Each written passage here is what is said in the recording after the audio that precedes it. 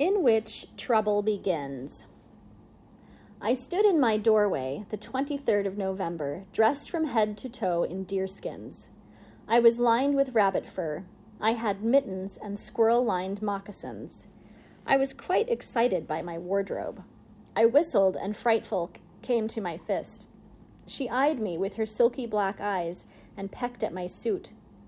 "Frightful," I said, "this is not food. This is my new suit. Please don't eat it." She peeped softly, fluffed her feathers, and looked gently toward the meadow. "You are beautiful too, Frightful," I said, and I touched the slate-gray feathers of her back. Very gently, I stroked the jet-black ones that came down from her eyes.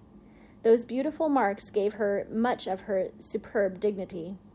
In a sense, she had also come into a new suit. Her plumage had changed during the autumn, and she was breathtaking. I walked to the spring, and we looked in. I saw us quite clearly, as there were no longer any frogs to plop in the water and break the mirror with circles and ripples. "Frightful," I said, as I turned and twisted and looked. "We would be quite handsome if it were not for my hair. I need another haircut." I did the best job I was able to do with a penknife. I made a mental note to make a hat to cover the stray ends. Then I did something which took me by surprise. I smelled the clean air of November, turned once more to see how the back of my suit looked, and walked down the mountain. I stepped over the stream on the stones. I walked to the road. Before I could talk myself out of it, I was on my way to town. As I walked down the road, I kept pretending I was going to the library, but it was Sunday, and I knew the library was closed. I tethered Frightful just outside town on a stump. I didn't want to attract any attention.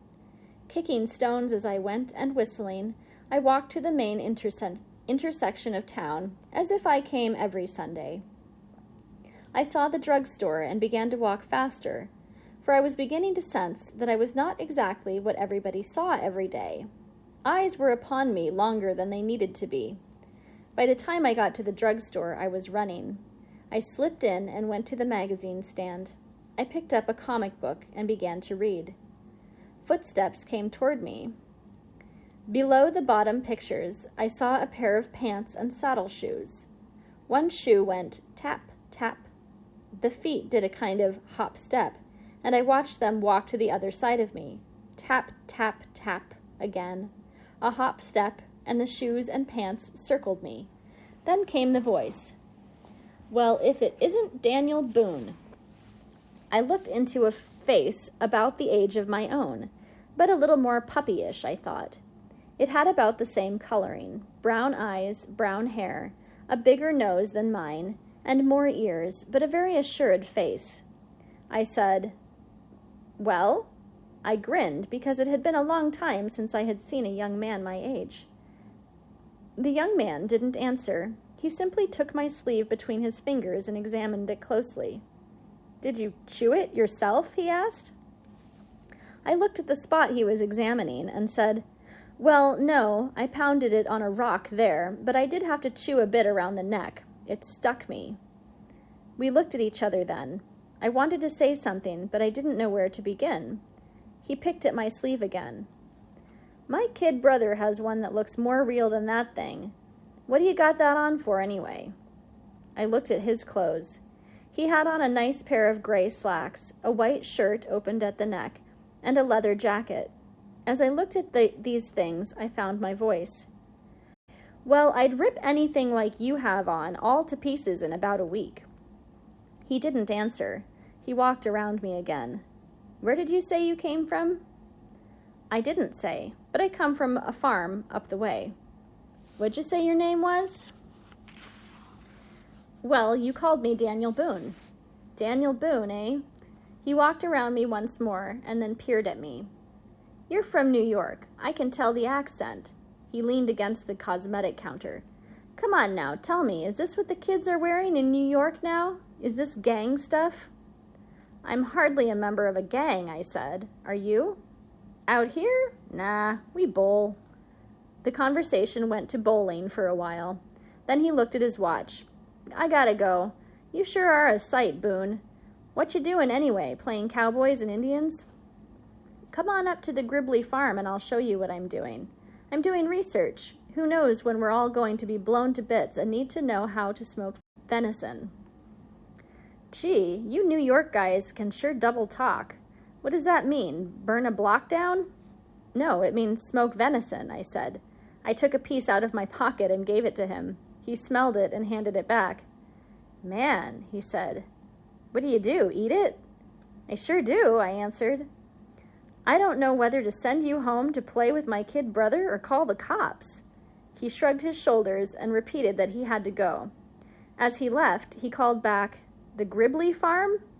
Yes, come on up if you can find it. I browsed through the magazines until the clerk got anxious to sell me something, and then I wandered out. Most of the people were in church. I wandered around the town and back to the road. It was nice to see people again. At the outskirts of town, a little boy came bursting out of a house with his shoes off, and his mother came bursting out after him.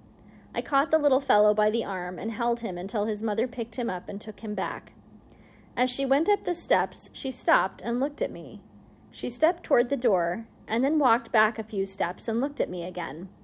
I began to feel conspicuous and took the road to my mountain. I passed the little old strawberry lady's house. I almost went in, and then something told me to go home. I found Frightful, untied her, stroked her creamy breast feathers, and spoke to her. Frightful, I made a friend today. Do you think that is what I had in mind all the time? The bird whispered. I was feeling sad as we kicked up the leaves and started home through the forest. On the other hand, I was glad I had met Mr. Jacket, as I called him. I never asked his name. I had liked him, although we hadn't even had a fight. All the best friends I had, I always fought, and then I got to like them after the wounds healed. After the afternoon darkened, the nuthatches that had been clinking around the trees were silent. The chickadees had vanished. A single crow called from the edge of the road. There were no insects singing. There were no catbirds or orioles or vireos or robins. Frightful, I said, it is winter. It is winter, and I have forgotten to do a terribly important thing.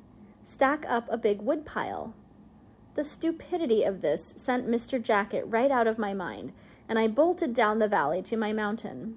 Frightful flapped to keep her balance. As I crossed the stones to my mountain trail, I said to that bird, Sometimes I wonder if I will make it to spring.